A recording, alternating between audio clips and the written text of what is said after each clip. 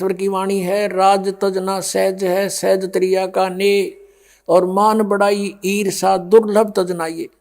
अरे इनके तजे बिना भगवान मिले नहीं। भगत होकर के ऐसी ईर्षा करें तो कहते फिर परमात्मा निकट नहीं आता। अब उसने फिर क्या स्कीम बनाई कि भाई मुसलमानों यो जादू जंत्र जानता है, राजा लिया बैका, इसकी एक परीक्षा और लेते हैं। क्या? पहले कुएं होते थे 200 150 200 फुट गहरे, और उस गहरे कुएं में क्या होता है कि उसमें पानी नहीं होता, और उसमें एक ऐसा बन जाता है वो दरार सा, उसका पता नहीं तू कितना गहरा और अलग से होता है। उन्होंने स्कीम बनाई मुसलमानों ने मिलकर के कि भाई इसको गहरे कुएं में डाल के ऊपर तो छड़े कांटेदार झाड़ियां मट्टी कंकर भर देंगे उसको, हैं, और ये कहो कि अगर इसमें जीवित पा गया तो हम मान लेंगे खुदा है। अब वो फिर 5-10 व्यक्ति मौजी से गए और कहा हम एक परीक्षा और लेंगे। ये परमात्मा के सामने रखी गई अर्ज। परमात्मा ने कहा राजन इनको करने दो जो करेंगे, इन्होंने मुझे मारना है मार लेंगे, कोई बात नहीं। आज्ञा हुई। पकड़ के भगवान को, कबीर जी को उठाकर गहरे कुएं में डाल दिया, पटक दिया। ऊपर से मंड के सारे हजारों की संख्या में जो उसके चेले चपटे थे सेक तकी के, कोई झाड़ी ला कर गिरा है, कोई उसमें माटी कांकर गोबर अड़ंगा सब कुछ ठोक दिया ऊपर ताई, और हाथ पैर मुंह धो गए। सेक तकी गया सिकंदर लोधी के पास के कर दिया काम तेरे उस अल्लाह का, दबा दिया मिट्टी में। अब सिकंदर लोधी थोड़ी सी देर पहले कमरे से आया था, प्रणाम करके बाहर ही निकला था, तभी वो आ गए थे। कहने लगे किसके विषय में बातें कर रहे हो? कि उस कबीर अल्लाह के बारे में, जिसको तू कबीर खुदा कह रहा था, उसको घेरे में डाल दिया, खत्म कर दिया। अब वो खत्म है। सिकंदर लोधी ने कहा किसके बारे में? वो बैठे कमरे में, आजो दिखाऊं। अब जाकर देखा वो बैठे परमात्मा। बोलो सतगुरुदेव।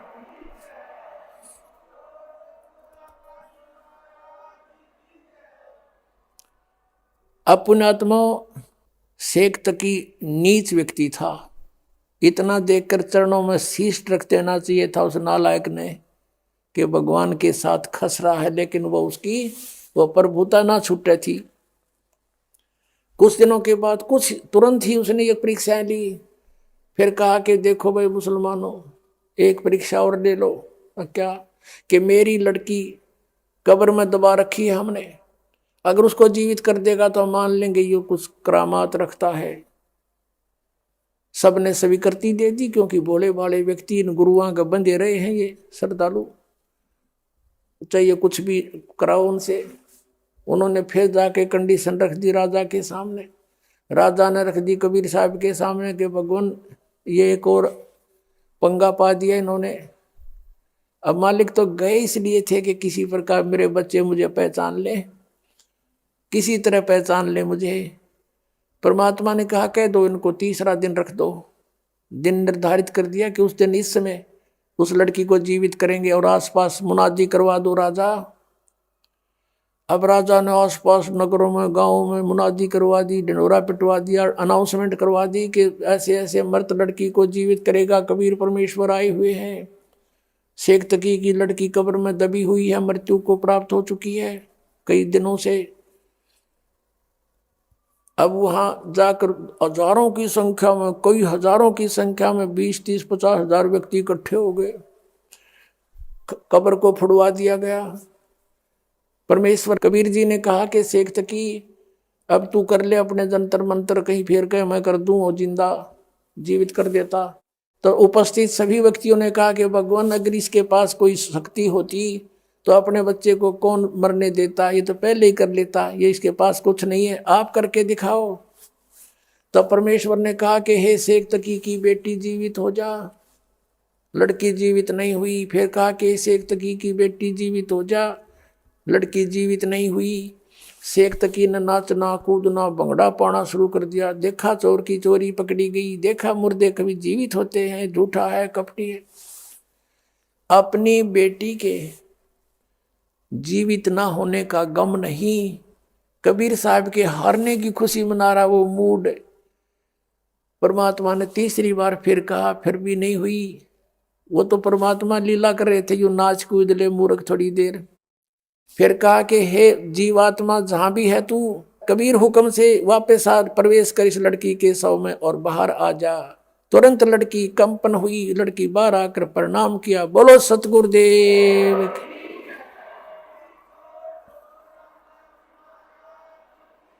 बंदी छोड़ कबीर परमेश्वर जी की जय हो। अब वो शेख तक की दुष्ट नहीं माना। परमात्मा ने कहा जा बेटी, जा तेरे पिता के संग में। तो लड़की को चेतना दे दी दाता ने अपने पिछले संस्कारों की, और कहा कि ए दुनिया वालों मेरी फरियाद सुनो। 1.5 घंटा प्रवचन, 2 घंटा प्रवचन की उस बेटी ने खड़े होकर के बहुत ऊंची आवाज में सब तक सुनाई दे रही है। कहा कि मैंने भी धोखा खाया था, ये खुद अल्लाह आए हुए हैं। 2 जन्म पहले ये मुझे मिले थे, मैं राबिया रूप में थी। उस समय मैंने इनकी 4 वर्ष भक्ति करी थी, फिर मैंने लोक लाज में छोड़ दी थी। उसके कारण मैं अगले जन्म में एक बांसुरी नाम की लड़की बनी वैश्या, और मैंने मक्के में अपना शीश भी चढ़ा दिया था और सब जगह मेरी वाह वाह हो रही थी। लेकिन अगला जन्म मेरा इस एक तकी के घर में लड़की का जन्म हुआ, और अब 12 वर्ष की आयु में मेरी मृत्यु होगी थी। धर्मराज ने कहा था कि इसका भाग्य जीवन नहीं है, इसको डाल दो 84 लाख योनियों। अब परमेश्वर ने जा करके मुझे छुड़वाया वहां से। कबीर ये खुद गए और कहा छोड़ो इस आत्मा को, और वापस मुझे प्रवेश करके शरीर में ये खुद लेकर आए हैं। ये अल्लाह है, खुद कबीर है, परमात्मा है, और पहचान लो इनको। कहते हैं कई हजार व्यक्ति हिंदू और मुसलमान कबीर परमेश्वर के शिष्य बने। बोलो सतगुरुदेव।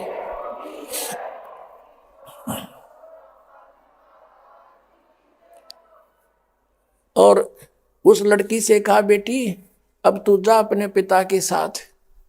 लड़की ने कहा कि नहीं, इसका और मेरा संस्कार समाप्त हो चुका है पिता पुत्री वाला। अब मुझे असली बाप मिल गया, सब सृष्टि का मालिक मिल गया। अब मैं आपकी बेटी, आप मेरे पिता। सबने कहा कमाल कर दिया, कमाल कर दिया। लड़की का नाम कमाली रख दिया। अब पुण्यात्माओं, परमात्मा ने ये लीला इसलिए की थी क्योंकि वो भगवान थे, और साथ में इसलिए की थी कि ये नालायक मेरे बच्चे मुझे पहचान लें, आई एम गॉड।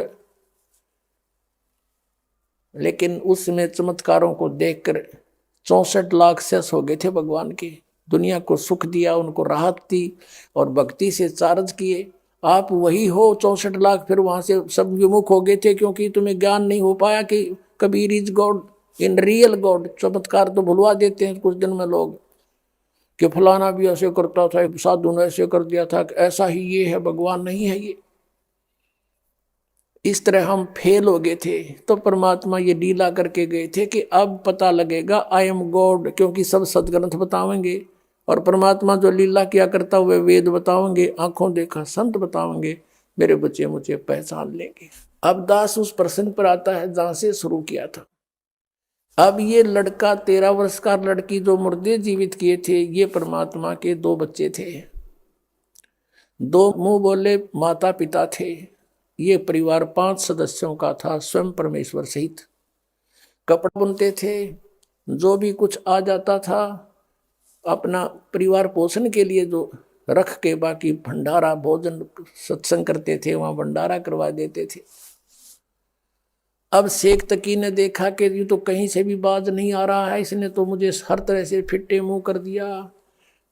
उधर से हिंदू गुरुओं को, ब्राह्मणों को भी परमात्मा धिक्कारा करते थे। कहते हैं वेद पढ़ने पर भेद ना जानो तुम, बाचों पुराण 18, और जड़ को अंधे पत्ते खुआ भूल गए सृजनहारा। उनको भी कहा करते थे कि तुम गलत साधना करवा रहे हो, देवी देवताओं की पूजा पे इनको फंसा रहे हो, तुम पूर्ण परमात्मा से परिचित नहीं हो, इनका जीवन नाश करे। तो उधर से हिंदुओं के गुरु भी विरोधी, उधर से मुसलमानों के ये काजी मुल्ला भी विरोधी। इन सब ने मिलकर एक मीटिंग करी कि भाई वैसे तो यूं काबू आता नहीं, कोई जंतर मंत्र जाना है, ऐसी स्थिति में कर दो इसको कि ये भाग जा काशी छोड़ गए। सब ने मिलकर एक चिट्ठी डाल दी सब जगह, साधु संत फकीरों के पास, क्योंकि ये साधु संत आपको पता किसे हैं, एक एक का 20-20, 30-30 चेले, 100-100 चेले रखता था। और लिख दिया कि काशी में कबीर पुत्र नीरू जुलाहा और भंडारा करेगा, और जितने भी भोजन खाने आएंगे सबको असरफी देगा एक एक, और एक दोहर देगा। दोहर एक बहुत अच्छा कंबल समझो, उस समय दोहर को बहुत बड़े सेठ ही यूज किया करते थे, दोहर बोलते थे, कंबल टाइप होती थी। तो सब जगह चिट्ठी भेज दी। अरे लालची गुरु सब शिष्यों को साथ ले आए कि चलो, क्योंकि शेष रोटी खाओगे एक समय तो सबको एक एक असरफी मिल जाएगी मोहर सोने की, और साथ में एक दोहर मिलेगी, और गुरु जी के पास जमा होंगी, हम उनको बेचकर फिर अपना गुजारा करेंगे। इस दृष्टिकोण से सभी अपने शिष्यों को सब ले लेकर आगे 18 लाख व्यक्ति काशी में प्रवेश हो गए। सुबह सुबह रविदास जी जो कबीर परमेश्वर जी के अधिक साथ रहते थे, आदरणीय रविदास साहिब जी जो उनके घनिष्ठ शिष्य भी थे और बहुत निकट से रहते थे, सुबह सुबह गए घूमने को, देखा, पूछा भाई इतनी जनता कैसे आई है? सभी ने बताया कि तुम काशी वालों कौन सी दुनिया में फिर रहे हो, सभी पूछ रहे हो कहाँ से आए हो, किसके आए हो?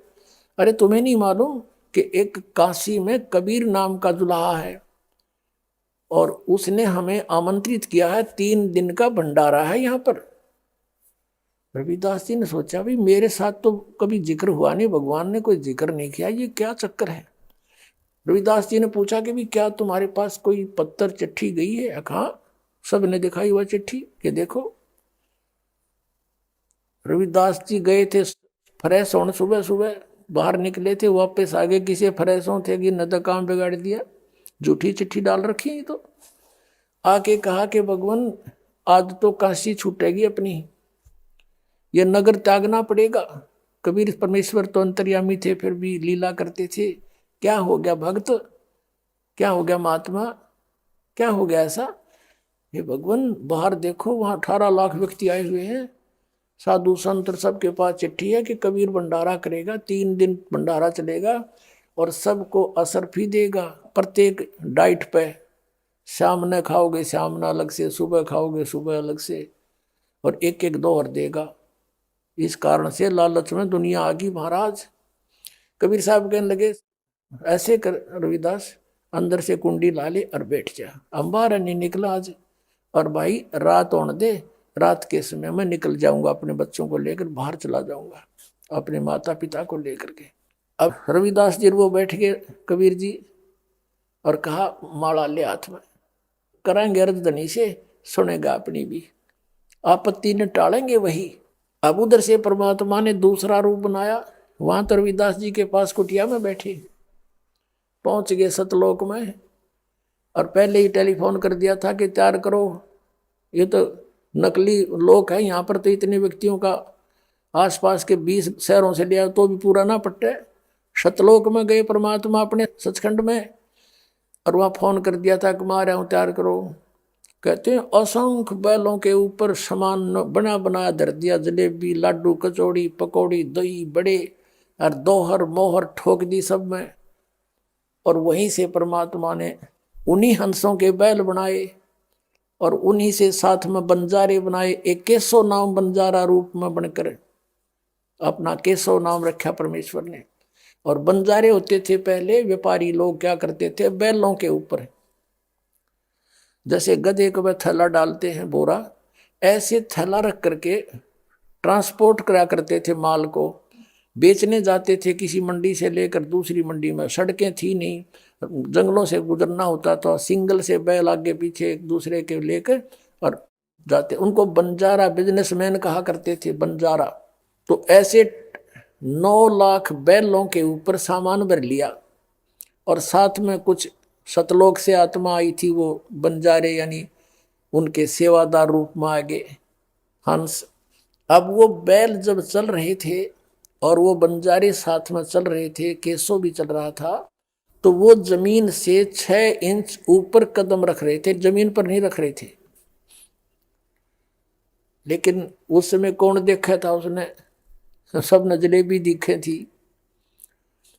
अब परमात्मा ने टेंट लगवा दिए, केसो रूप में आकर के टेंट लगवा दिए, टेंटों में सारा सामान अनलोड करवा दिया, पाल की पाल पड़ी पूरियों की तो जलेबियों की, लाडुओं की, कचौड़ियों की, और ताजे कति जैसे अभी निकल कर आए हो। अब क्या होता है, एक चिट्ठी उन्होंने शेख तकी के कहने से सिकंदर लोधी को भी भेज दी थी कि कबीर जी भंडारा कर रहे हैं, आप मेरे सेंस हो, आप अवश्य आइयो, हम भंडारा कर रहे हैं। शेख तकी से कहा सिकंदर लोधी ने कि ऐसे ऐसे कबीर जी कोई भंडारा कर रहे हैं, मुझे निमंत्रण मिला है। शेख तकी कहता मुझे भी मिला है, मैं भी चलूंगा। कहो चलो चलते आगे। अब शेख तकी ने सोचा था वो भाग गया होगा कबीर तो छोड़ के काशी को, और लोग उसको गाली दे रहे होंगे, झूठा था, कपटी था, चिट्ठी डाल दिया, पाया नहीं। अब शेख तकी और सिकंदर लोधी ने आकर देखा, वो देखा भंडारा सरोवर है, और खाम और जय जयकार करें, बस जय हो कबीर जी की, जय हो कबीर जी की। ऐसा भोजन कभी देखा ना सुना, और सब अपना गुणगान कर रहे हैं। शेख तकी तो कलेजा पकड़ के बैठ गया एक तरफ, अकियो तो यहाँ भी रोक काट दिया इसने, यहाँ भी डूंडा ठा रखा है, भंडारा चल रहा है, ये लाया कहाँ से। सिकंदर लोधी ने पूछा भी ये कौन कर रहा है, कि कबीर जी हैं काशी के बड़े सेठ, खाने वाले ने सेठ है दिखे तो भी इतना कुछ करा दिया। किसी ने पूछा कि कबीर जी कहाँ के, हमने कबीर जी का पता नहीं, उनका एक नौकर है इसमें टेंट में, अपना दूसरा रूप बना के केशव बंजारे के रूप में बैठे। सिकंदर लोधी ने वहां का गए और प्रणाम हुआ और पूछा भगवान कहाँ पर हैं, आप क्या नाती हो, उसके नाते में क्या लगते हो। केशव रूप में विराजमान परमात्मा ने कहा कि वो मेरा पगड़ी बदलियार है, मेरा फ्रेंड है, मेरा मित्र है, और मेरे पास एक पत्र गया था उनका कि एक छोटा सा भंडारा करना है और कुछ सामान लेते आइएगा। तो मैं उनका मित्र हूँ, मैं बिजनेसमैन हूँ, बंजारा हूँ, और ये सामान मैं उनके आदेश से लेकर आया हूँ, और ये भंडारा इसलिए चल रहा है। अब शेख तकी तैयू का है, एक छोटे से भंडारे का सामान है, तो 18 लाख आदमी एट ए टाइम एक बार खा रहे हैं, और एक एक को 2 हर असरफी दी जा रही है सोने की। सोने की एक जैसे एक असरफी 10 ग्राम की 1 तोले की होती थी, आज 1 तोला लगभग मेरे ख्याल में 30,000 का हो रहा होगा।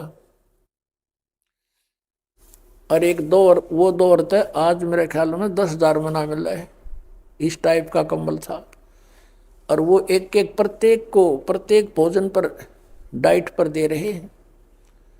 शेख तकी तो बैठ गया कोने में जाके एक तरफ, देखा नहीं गया उस पर। अब सिकंदर लोधी ने पूछा कि कहाँ है भगवान, मैं उनके दर्शन करना चाहता हूँ, वो क्यों नहीं आए यहाँ पर। केशव रूप में परमात्मा कहते हैं उनका दास जो बैठा है, उनको क्या आवश्यकता आने की, आ जाएंगे जब उनका दिल करेगा, वो तो शहंशाह है, मालिक है। अब सिकंदर लोधी पर रुका नहीं गया, घर का पता करके वहीं पहुंच गए कुटिया पे, और जाके दरवाजा खटखटाया। अब रविदास जी कहने लगे भगवान लगता है इन्होंने ढूंढ लिए आपा, और ये आगे दरवाजा खटखटा दिया। कबीर जी बोले बोला मत, दरवाजा मत खोलना, चले जाएंगे गाली गुली देकर। तब आवाज आई सिकंदर लोधी की कि हे परवरदिगार दरवाजा खोलियो, आपका दास सिकंदर आया है दिल्ली से, आपके दर्शन करना चाहता है। तब परमात्मा ने अंदर से कहा कि राजन मैं बाहर नहीं निकलूंगा, इन्होंने हद पार कर दी है, मुझ गरीब के साथ इन्होंने बहुत जुल्म कर दिया है। मेरे पास तो शाम का आटा मुश्किल से होता है, परिवार का कपड़ा बुनकर अपने परिवार की सुध रखता हूँ, और मेरे सामने इन्होंने ऐसी आफत पैदा कर दी है। भगवान मैं रात को यहाँ से निकल जाऊंगा छोड़कर इस नगरी को। अब सिकंदर लोधी कहता है कि परवरदिगार दास ने पहचान लिया है आपको, आप किसी और को बहका सकते हो, एक बार दरवाजा खोलो प्रभु, आपके दर्शन तो कर लो। आप देखिए वहां चल के भंडारा आपने रंग ला रखे हैं, सभी आपकी जय जयकार कर रहे हैं, आपके दर्शनों के लिए उतावले हो रहे हैं कि कौन है वो परमेश्वर, कौन है वो महान आत्मा जिसने इतना अच्छा भोजन प्रबंध कर रखा है। तब परमेश्वर ने कहा रविदास खोल दे भाई। दरवाजा खोल दिया गया। सिकंदर लोधी ने मुकुट समेत दंडवत प्रणाम किया। और कहा परवरदिगार मुझ दास के साथ एक बार चलो हाथी पर बैठकर दर्शन दो उन पुण्यात्माओं को जो आपकी इंतजार कर रहे हैं, खाना खा रहे हैं, जय जयकार आपकी हो रही है पूरे शहर के अंदर। तब कबीर परमात्मा बाहर निकले, रविदास जी से कहा कि अब चलेंगे भक्त। जो ही कबीर परमेश्वर जी बाहर आए कुटिया से, आसमान से फूलों की वर्षा होने लगी। बोलो कबीर परमेश्वर जी की जय हो।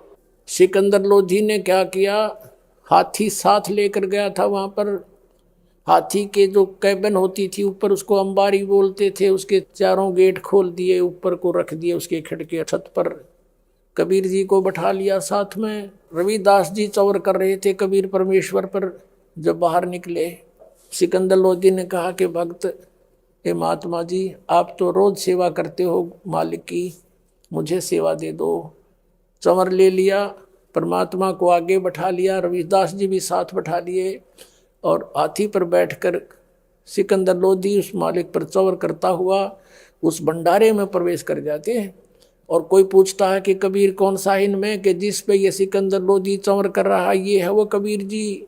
सारी जनता वाले नागरिक भी सब जानते ही थे। तो सब ने जय जयकार की, पूरे भंडारे में घूमकर फिर वहाँ से केशव रूप में परमात्मा जिस टेंट में बैठे थे वहाँ से एक सेवक भेजा कि प्रभु को कहो यहाँ आ जाए, दर्शन दे हमारे को। उसने जाकर करबद्ध होकर कहा कि भगवान आपको, आपका मित्र केशव टेंट में आपको याद कर रहा है। परमात्मा नीचे उतरे, सिकंदर लोधी भी, रविदास जी सब आकर के टेंट में। जो ही कबीर जी प्रवेश किया, अपने आप एक तख्त बिछ गया, उसके ऊपर सुंदर आसन, सामने देखते देखते ऐसे बिछन लग रहा, हीरे पन्नों से जड़े हुए वस्त्र आ गए और कबीर परमात्मा बैठ गए जच के उसके बीच में। अब टेंट को उठा दिया ऊपर, चारों तरफ से खुला कर दिया जिसमें मालिक बैठे थे। और 24 घंटे तक परमात्मा ने सत्संग किया, आपस में गोष्ठी की। उन कराता था परमात्मा के साथ जुल्म के यू भाग जाएगा। परमात्मा ने चाहो थे कि भाई इकट्ठे हो जा, मैं कुछ ज्ञान सुना दूँ, ये मुझे पहचान ले मेरे बच्चे। तो वो वही हुआ जो मालिक ने चाहा था। केशव प्रसन्न करता है कि हे परमात्मा, आप इतने सुंदर देश को छोड़कर यहाँ क्यों आ गए इस गंदे लोक में? आप इनका हित चाहते हो, ये आपके पत्थर मार रहे हैं, आपकी बेइज्जती कर रहे हैं, आपको मारना चाहते। तब परमेश्वर ने कहा कि केशव तू मेरे दुख को नहीं जानता, ये सभी मेरे बच्चे हैं। काल ने इनको दो बना दिया, हिंदू और मुसलमान, ताकि ये लड़ते मरते रहे। और जिसके बच्चे दुखी हो वो पिता सुखी नहीं हो सकता। मैं इसलिए आया हूं कि ये किसी तरह मुझे पहचान ले, ये मुझे जान लें और उस सुख को महसूस करें जहाँ से ये भंडारा आया है। वहाँ सदा भरे भरे भंडार रहते हैं, हरे भरे फूल रहते हैं। ये भंडार सदा वहाँ पर चलते हैं, बगैर काम किए वहाँ मिलते हैं। उसको छोड़कर यहाँ आगे इस काल के साथ में ये प्रसन्न करता है। केशव के रूप में उतर देते हैं कबीर परमात्मा खड़े होकर के। लाखों की संख्या में परमात्मा कैसे सो गए वहां पर सुनकर मालिक की महिमा को। बोलो कबीर परमेश्वर जी की जय हो। अब 3 दिन का भंडारा संपूर्ण करके, सारा सामान इकट्ठा करके, टेंट वेंट लाद के बैलों पर, और कहा कि चलो भाई तुम, मैं आ रहा हूं। केशव रूप में परमात्मा ने कहा उन अपने मित्रों से कि वो लाए थे जो सतलोक आए थे हंस, और साथ में बंजारे भी, वो बैल भी उन आत्माओं के बनाए थे। फिर मालिक ने उसे बना दिए बच्चे वो आगे जाके। तो कहा कि तुम चलो, मैं आ रहा हूँ, थोड़ी देर आगे चलो। अब 9 लाख बैल और साथ में कई हजारों की संख्या में सेवादार जा रहे थे। अब क्या देखा कि उसमें दरिया के अंदर से गंगा को पार करना था, और गंगा चाला फुल स्विम पे। जब वो प्रवेश करने लगे, गंगा बिल्कुल घुटने पानी रह गया गंगा के अंदर, और पूरा काफिला निकल गया। और खड़े खड़े देख रहे सभी कि एकदम गंगा उतरेगी, नीचा हो गया। जाते ही फिर वो फुल स्विम पर आ गई। उधर से पानी के लिए, जैसे भोजन के लिए तो ले आए थे, अब जल भी चाहिए उन्हें। ऊपर से जैसे ट्यूबवेल चलता है आसमान से, ऐसे वो अपने आप पानी की धारा बह रही है और उसमें पात्र भर भर कर रख रहे हैं, ड्राम के ड्राम। वो फुल हो जाते हैं, फिर रुक जाता है, खाली होते, फिर अपने आप सतलोक से वो आता है अमृत, और वो जल सबको पिलाया जा रहा है। अब सब चले गए, शेख तक ही खड़ा, 10-20 व्यक्ति और खड़े, खाने वाले खाकर चले गए, और परम पूज्य कबीर परमेश्वर खड़े, और उनका दूसरा रूप केशव खड़ा बंजारे रूप में। तब सिकंदर लोधी ने कहा कि केशव, आपके बैल बहुत दूर जा चुके होंगे, आप जाओ, लेट हो जाओगे। तो सभी ने देखा कि बैल चले गए, देखा तो वहां कोई बैल नहीं है गंगा के परले पार में। बोलो बंदी छोड़ कबीर परमेश्वर जी की।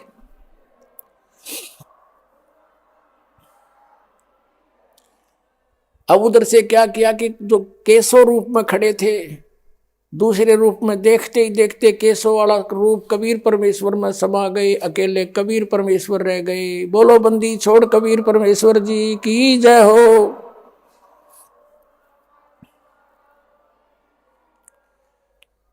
अब देखो पुण्यात्माओं, शेख तकी सब कुछ देखकर भी वो दुष्ट नहीं माना, और कहता है सिकंदर लोधी से कि राजन आओ, आप राजा हो, हमारे इसे इसे भंडारे हम 100 कर दें। ये तो एक महोत्सव सा किया इसने।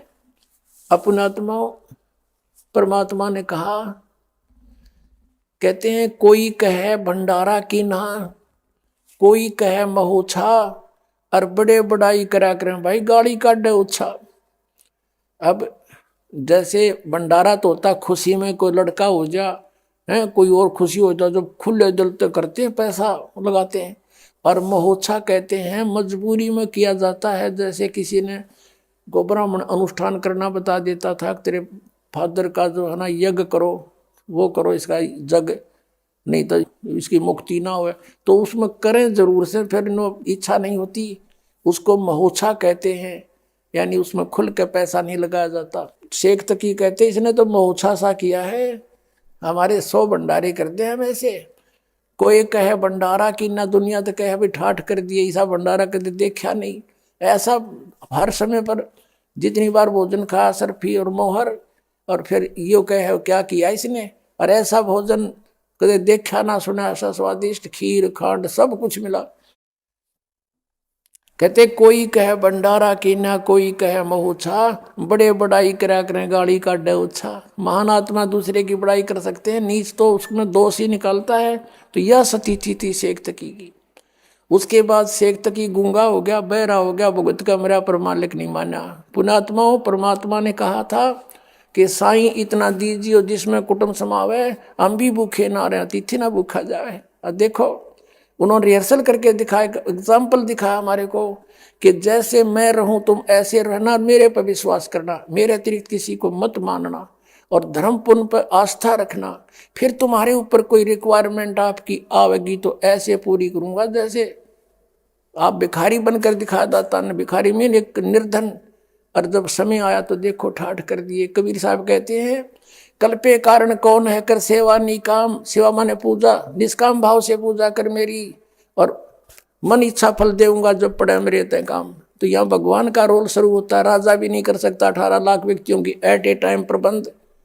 तो कबीर इज गॉड, ये पूर्ण परमात्मा है, आप ऐसे करके देखो, और ये सब छोड़ दो बुराई और करो भक्ति परमात्मा की। बोलो सतगुरुदेव की जय हो।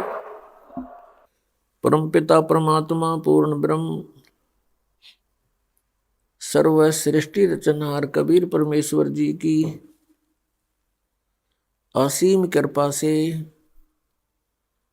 आप जी सत्संग सुनने के लिए उपस्थित हुए।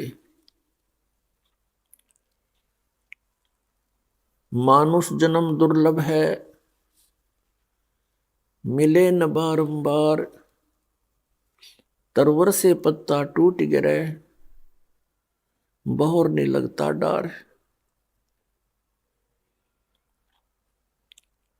बहुत ही मुश्किल से, यानी सुदुर्लभ है ये मानुष जन्म, और मानुष जन्म प्राप्त करके संत का मिलना अति दुर्लभ है। मनुष्य जन्म भी बड़ी मुश्किल से प्राप्त होता है जीव को, उससे भी दुर्लभ है संत की प्राप्ति। पुण्यात्मा, आपकी किस्मत का कोई एस्टिमेट नहीं लगाया जा सकता। आप कितने पुण्यकर्मी प्राणी हो, सभी बहन भाई बेटे बुजुर्ग,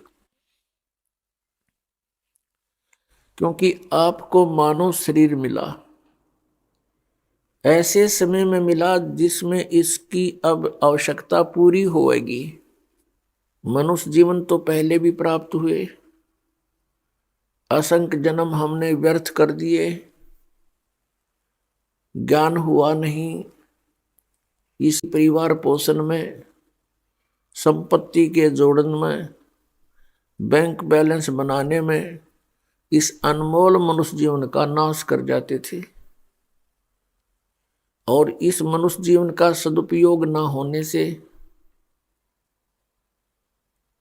हम फिर कितना कष्ट उठाते थे। 84 लाख योनियों के अंदर हम कष्ट उठाते थे, पशु बनते थे, पक्षी बनते थे, फिर प्रेत आत्मा का जीवन भी हम जीते थे। कुछ पुण्य बनते थे, उसको स्वर्ग में नष्ट कर आते थे। अब जो समय आपको उपलब्ध हुआ है, ये वो गोल्डन टाइम है, ये सुनहरी अवसर है आपका। ये वो पिछली पीढ़ी है जिसमें जीव का कल्याण संभव है, और उस समय में आपको मानव शरीर प्राप्त हुआ है। लखबर सूरा जूझ ही, लखबर सावत दे, और लखबर यति जहान में, तब सतगुरु शरणा ले। लाखों वर्ष आप जन्म जन्मांतरिक में कभी ना कभी बहुत पुण्य आत्मा रहे हो। लखबर सूरा जूझ ही, जैसे सूरवीर होते हैं, वो अन्याय सहन नहीं करते, वो किसी के साथ अन्याय भी नहीं करते, और अन्याय के विरुद्ध संघर्ष करते हुए उनके प्राण भी चले जाएं, उनको कोई समस्या नहीं होती। वो इतनी अच्छी आत्मा होते हैं। और लखबर सावत दे,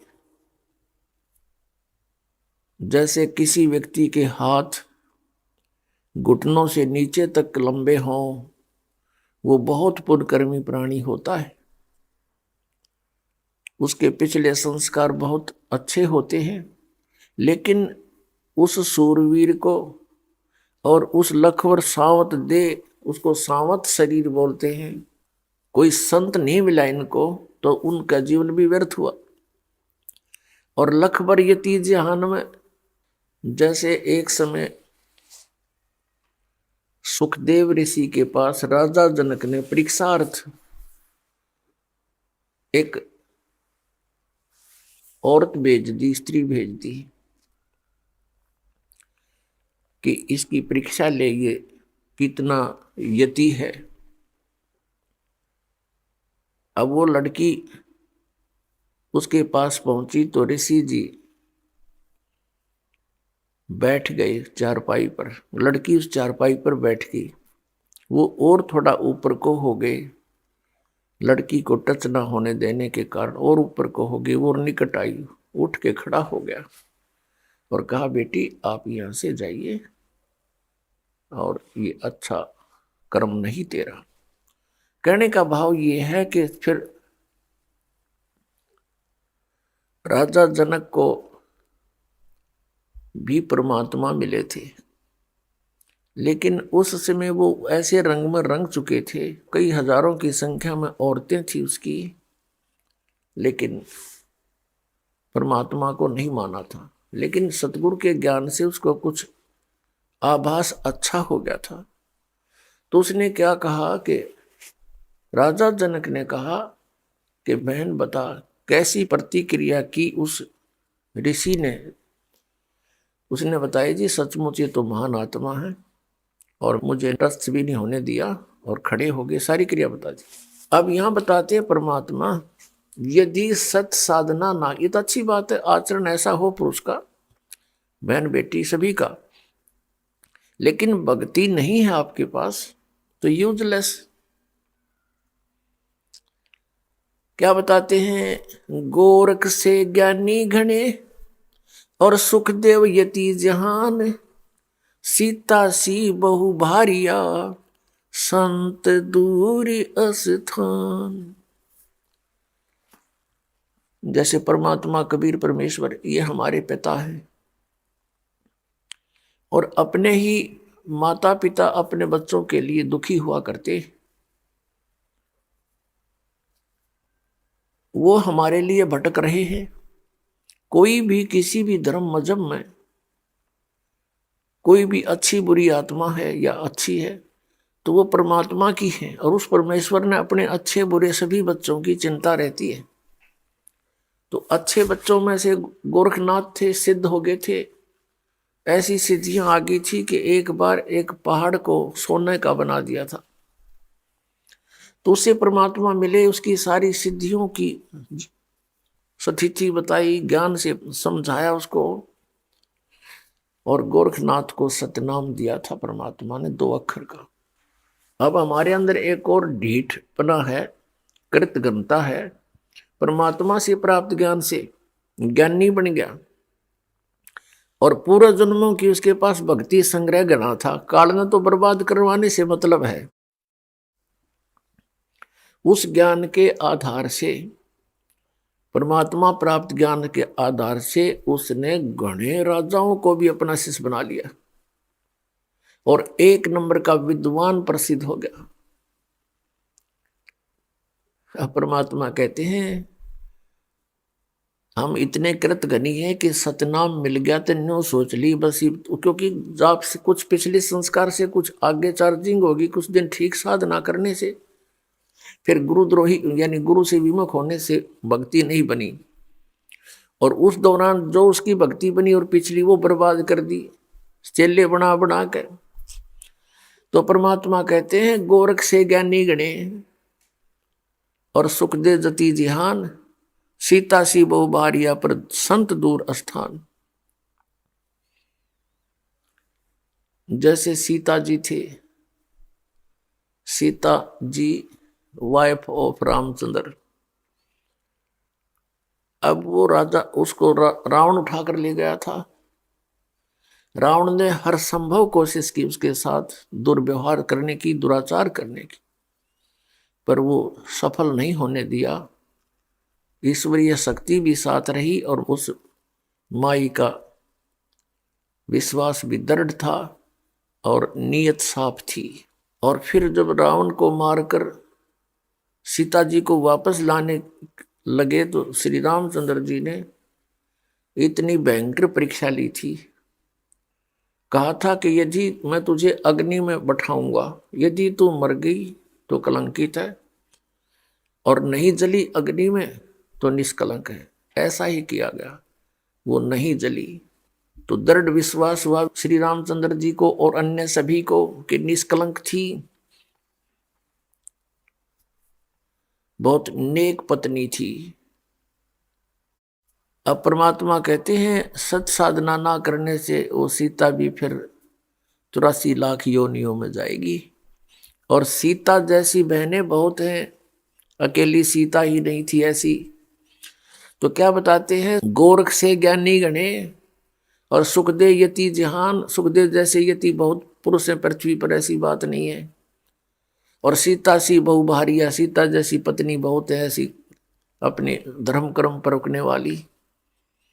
पर संत दूर स्थान, संत के घर बहुत दूर है, संत का मिलना बहुत मुश्किल है और सत साधना मिलनी बहुत दूर की बातें हैं। तो आज आपके लिए वो संभव हो गया है।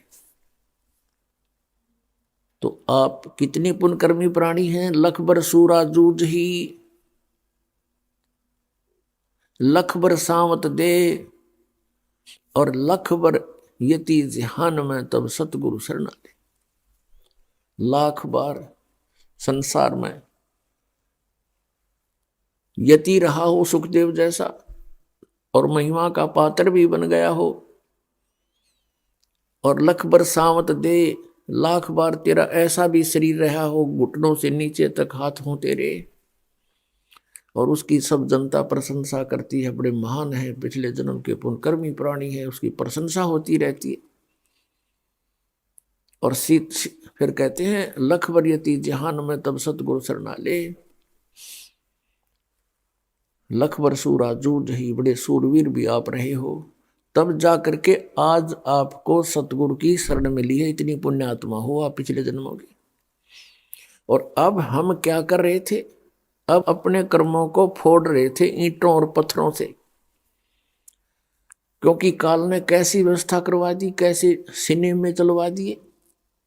पहले कभी थोड़ी बहुत कोई बकवाद होती थी तो लुकमा छुपमा हुआ करती थी, कि तो शहर शोरों में गाँव में ऐसी आग नहीं थी वो जो आज सरेआम ये फिल्में बनाई जाती हैं बेहुदी।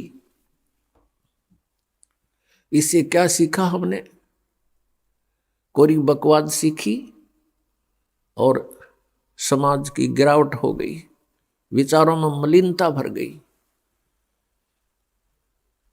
तो इस समय में जब हमारा विनाश निकट था, किस चीज का विनाश?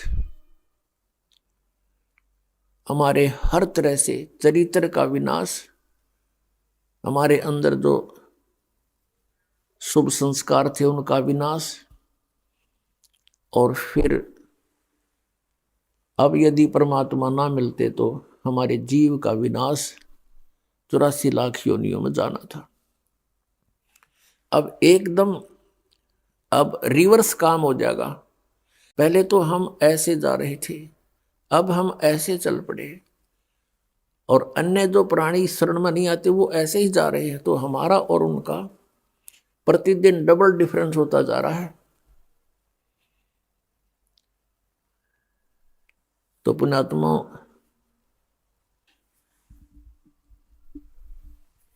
मात पिता मिल जावेंगे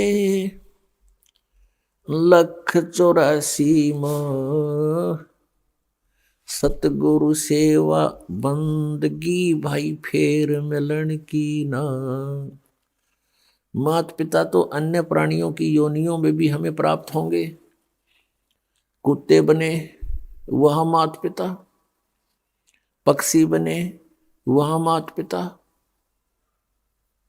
पशु बने, अन्य प्राणी बने वह मात पिता, मनुष्य बने फिर मात पिता। लेकिन सतगुरु सेवा और बंदगी यानी ये भक्ति भाई फिर मिलन की ना। आगे गए ना बावड़े, रहते भी सब जा, बिन साहिब की बंदगी कहीं छोरे ठिकाना न। जैसे मोती ओस का ऐसी तेरी आव, गरीब दास करो बंदगी बोहर ना ऐसा दाव। पहले चले गए वो तो वापस आए नहीं, उन्होंने हमें कुछ बताया नहीं, और रहते भी सब जा, जो शेष बचे ये भी मृत्यु को प्राप्त होकर चले जाएंगे। और बिन साहिब की बंदगी कहीं ठोर ठिकाना ना। अब साहिब शब्द बोला परमात्मा को, परमात्मा की भक्ति बिना। अब परमात्मा कौन है? बिन साहिब की बंदगी कहीं ठोर ठिकाना ना। अब यहां साहिब शब्द बोला है अकेला, यहां परम अक्षर ब्रह्म नहीं कहा, यहां सत साहिब नहीं कहा, सीधा साहिब कहा है। साहिब माने भगवान, राम, अल्लाह, खुदा, गॉड। बिन भगवान की भक्ति की ठोर ठिकाना। अब भगवान कौन है, राम कौन है, किसकी तरफ संकेत है, ये निर्णय अति आवश्यक है। अब राम किसे कहते हैं, प्रभु किसे कहते हैं, अल्लाह गॉड किसे कहते हैं, खुदा रब किसे कहते हैं। अब ये एक शक्ति बोधक शब्द है।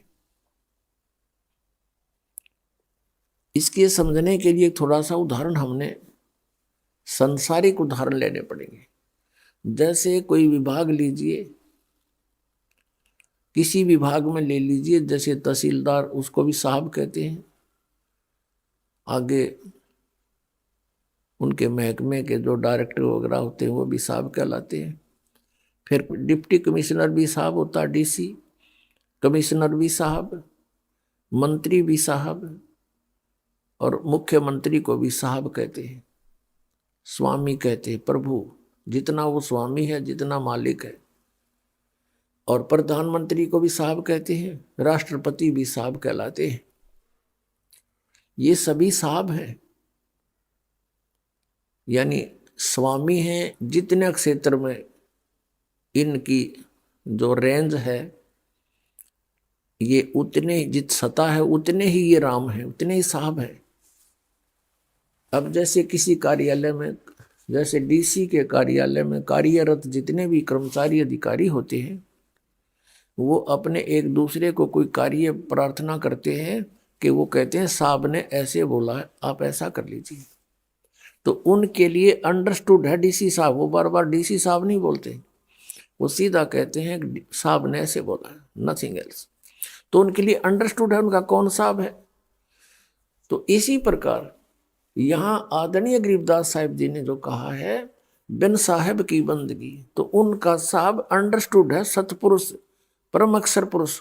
तो यहाँ जो गरीबदास जी संकेत कर रहे हैं, तो हमारा जो साहब है हमारे लिए अंडरस्टूड है वो, कि कबीर गॉड, कबीर साहब। उसको सत्य पुरुष भी कहते हैं, उसे अकाल मूर्त भी कहते हैं, उसे शब्द स्वरूपी राम भी कहते हैं।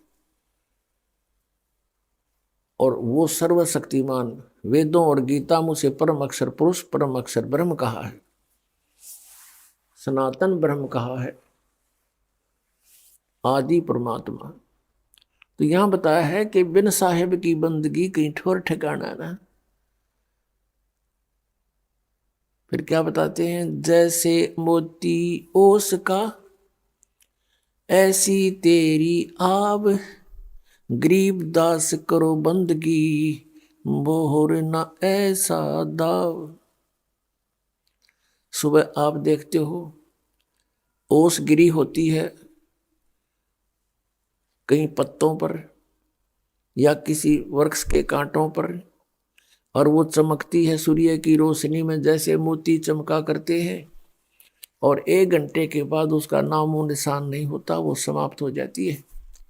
तो परमात्मा कहते हैं तुम्हारी आयु इतनी है, ऐसी चमक दमक है ये नकली सी।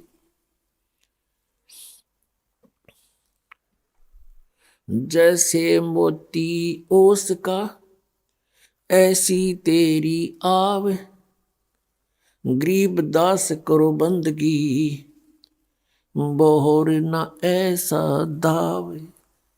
अब ये दाव है, ये आपका मौका लगा है, ये बार बार नहीं लगता। अब जैसे आप जी आज मनुष्य शरीर प्राप्त है आपको, और वैसे तो यहाँ सुख नहीं है, लेकिन हमने इस झूठे सुख को सुख मान रखे। परमात्मा कहते हैं झूठे सुख को सुख कहे ये मान रहा मनमोद, खुशी मना रहा है ये मूर्ख मन। 1 सेकंड में ना जाने के बिजली गिर जाए यहाँ पर, कहाँ गई वो खुशी। जिस कोठी और बंगले को तू अपनी मान का फूला नहीं समावे था, 1 सेकंड में मृत्यु। 6 महीने 1 साल के बाद फिर कुत्ता बनकर उस गली में वहीं सैर सपट्टा, टूक भी ना मिला, उस कोठी में कोई झांखड़ भी ना दिया आपको। तो पुण्यात्मा ये बातें कैन सोंद की नहीं, ये कृपाड़न की हैं। इनके ऊपर गहनता से चिंतन करना पड़ेगा, और आपने फूंक फूंक के कदम रखना पड़ेगा इस भक्ति मार्ग में, और बहुत सावधानी बरतनी पड़ेगी, मर्यादा में रहना पड़ेगा। जैसे बच्चा खेलते समय फाउल होने का बहुत ध्यान रखता है, और वही सफल होते हैं। और खड़ा होते ही फौल हो जाए, वो कहेगा प्लेयर है, फिर वो तो मूर्ख आदमी है। तो पुण्यात्माओं, आपने इस परमात्मा के खेल में प्रवेश पाया है, अब सफल होके दिखाओ, शाबाशी मिले भगवान के दरबार में। ये छोटी छोटी लालच लोभ में हम अपना जीवन बर्बाद कर जाते हैं। किसी से तंबाकू नहीं छूटता, किसी के शराब की बीमारी ला दी, कोई कुछ और खाता है, कोई और बकवादें करता है। तो इन पर विजय पाना है, इनको हमने पराजित करना है मालिक की आड़ लेके। वैसे नहीं हो सकता, परमात्मा की शरण में रह करके हम इन पर विजय पा सकते हैं। निर्जीव के बस का नहीं है इनके ऊपर विजय पा लेना। आज हमें मनुष्य जीवन प्राप्त है, इसमें आप सुख भी महसूस कर रहे हो, और परमात्मा कहते हैं कल मृत्यु हो जाती है 1 सेकंड में। अब परसों बता रहे थे, यहीं पर एक पूरा परिवार गाड़ी में आ रहा था, अपनी कार गाड़ी में, और कोई तूड़े का भरा हुआ ट्रैक्टर जा रहा था या ट्रक था, उसके साथ दुर्घटना होगी। बराबर से उस गाड़ी की छत भी पाड़ लेगी, उसकी ट्रक की कोई बाहर निकली हुई थी एंगल से, और 5-6 बच्चों के, उनके माता पिता की गर्दन काट के अलग डाल गया 1 सेकंड के अंदर। बताओ उनकी क्या क्या आशाएं थी, क्या क्या उन्होंने सोच रखा था, वहां से करेंगे, ये करेंगे, और उसमें भी पता नहीं क्या बतला रहे होंगे 1 सेकंड में। और यहाँ हम आंख मीच कर बैठे गुग्गू बन के, और यही कोठी बंगले बनाने में अपना जीवन व्यर्थ करने लग रहे हैं, क्योंकि हमें ज्ञान नहीं था। सबसे बड़ा हानि हमारे को हो रहा था कि हमें ज्ञान नहीं था। अरे ज्ञान भगवान दे दिया, और फिर भी हम इस पर तो ना नहीं सफल होंगे, तो हमारे जैसा नालायक नहीं इस पृथ्वी पर। अब सोचने का विषय है, विचारणीय विषय है कि आप जिन कोठियों को, संपत्ति को, संतान को अपना मानते हो, ये आपका नहीं है। ये दूसरी बात है, क्योंकि हम जीव संज्ञा में हैं, ये हमारे बात समझ में आती नहीं। परमात्मा की इस रोशनी में कुछ दिनों के बाद आपको ये स्पष्ट दिखाई देने लग जाएगा कि ये अपने नहीं है। अपने नहीं है तो ये कौन है? ये नहीं कि इनसे नफरत हो, नहीं, ये परमात्मा के हैं, बच्चे हैं उस धनी के, हमारे मालिक के बच्चे हैं। और मालिक के बच्चों से हमारा कैसा ट्रीटमेंट होता है, कैसा हम उसको ट्रीट करते हैं, कैसा व्यवहार करते हैं, उस मालिक के डर से हम उनको बहुत प्यार देने की चेष्टा करते हैं कि कहीं वो मालिक दुखी ना हो जाओ, उसके बच्चों को हम तंग कर दे। जैसे आप किसी भी नाते से जुड़े हैं, पति पत्नी, जेठ जेठानी, सास ससुर, ननंद, किसी भी नाते से आप जुड़े हो, तो ये ध्यान रखें कि ये आपके नहीं है। और ये नाते हमने यहाँ अपने एक समाज में जीने के लिए बनाने पड़े हैं, नहीं इनके बिना तो गदर माच जा। तो फिर ये याद रखिए कि ये अपने नहीं हैं। ठीक है, हम यहाँ आए हैं, इस स्थान की यह व्यवस्था है, लेकिन ये अपने नहीं हैं, ये भगवान के बच्चे हैं, मालिक के बच्चे हैं। अब जैसे सास बहू ने दुखी करे, वो पाप की भागन होती है, और फिर बहू सास ने दुखी करे, वो महा अपराधी होती है। क्योंकि सास की जो आशाएं होती हैं कि मेरी पुत्र वधू आएगी, मेरी सेवा करेगी, मैंने प्यार से बोला करेगी, तो वह हर प्रयत्न करती है अपने बच्चे के विवाह करने की, कि मेरा बच्चा ब्याह जा, बेटी आवेगी, और वो फिर उसके विपरीत कार्य होते हैं, उसकी आत्मा दुखती है।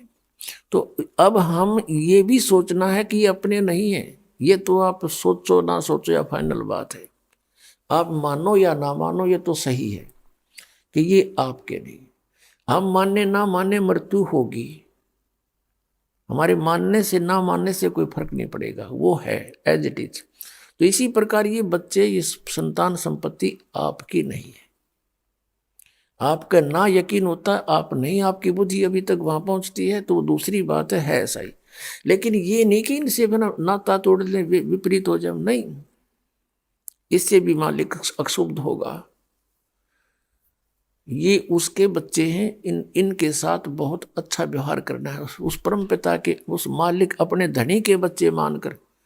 अब जैसे दास ने देखा कि एक कोई फैक्ट्री का मालिक था, उसकी एक पुत्री थी, 8-9 वर्ष की होगी, उसके लिए एक नौकरानी रखी हुई थी उसने, और उनकी कोठी से स्कूल विद्यालय उस लड़की का घनी दूर नहीं था, 1000-2000 फुट था बस। मतलब यहां से सड़क हो, इसे थोड़ा दूर लगा लो। तो उसके लिए कोई ऐसा व्हीकल भी नहीं लगाया उसने, वो पैदल चली जाती थी। तो वो नौकरानी गर्मियों के दिनों में उस मालिक की बेटी पर छाता रखती थी छोटा सा, और स्वयं धूप में चलती थी। उसको सुबह तो इतनी गर्मी नहीं होती थी, आते समय से वो ऐसे छाता करके लाती थी उसके ऊपर।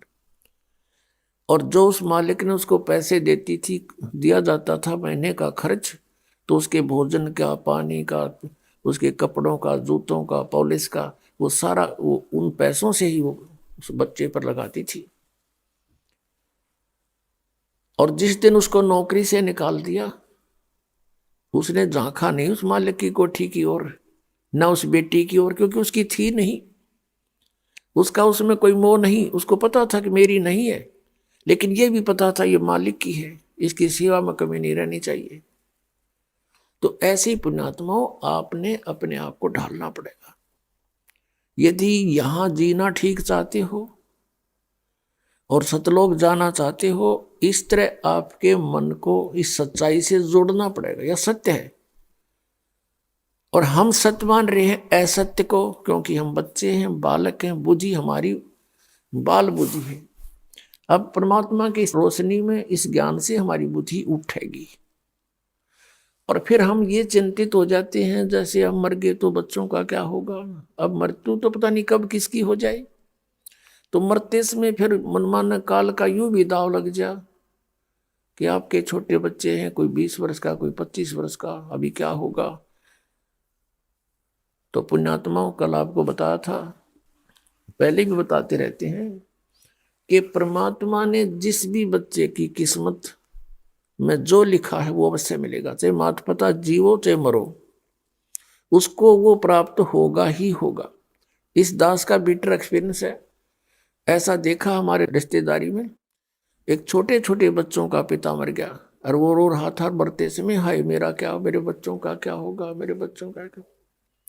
हम भी दुखी थे उस बात से, सचमुच इनका क्या होगा, जब तक इस दास को उपदेश प्राप्त नहीं हुआ था। अब वो तो होना था, हो गया, साल 6 महीने रो पीट के अपना सेट हुए, और यहाँ कोई विकल्प नहीं। अब ये दास देखता है भाई जीवित थे, और जो जिनका पिता मर गया था, आज वो बच्चे उनसे 21 हैं, हर्ष अतिथि। तो इस दास को जब नाम उपदेश हुआ, ये घटना घट चुकी थी। इस तरह की बातें फिर दास को याद आई, और फिर परमात्मा के चरणों में समर्पित हुए।